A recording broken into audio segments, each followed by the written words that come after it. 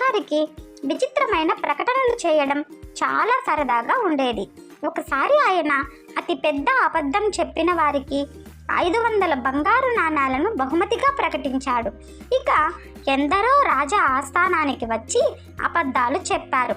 కానీ ఎవరూ బహుమతిని అందుకునేంత పెద్ద అబద్ధం చెప్పలేదని ఆ రాజు భావించాడు. ఒకరోజు రాజు తన సింహాసనంపై కూర్చొని ఉండగా ఒక యువకుడు వచ్చాడు.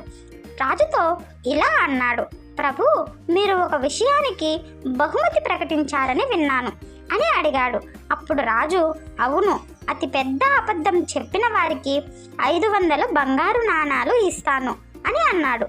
అప్పుడు ఆ యువకుడు, కానీ దానికన్నా ముందు మీరు 1000 బంగారు నాణాలు బహుమతిగా ఇస్తానని ప్రకటించారు అని వాదించాడు రాజుతో ఆ యువకుడు.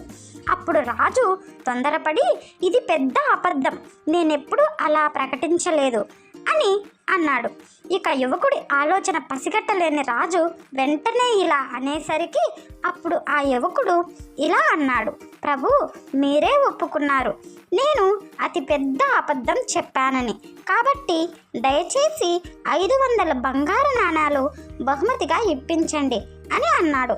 అప్పుడు ఆ రాజు అతని యొక్క చతురతకి ముచ్చటపడి 500 బంగారు నాణాలు బహుమతిగా ఇచ్చాడు.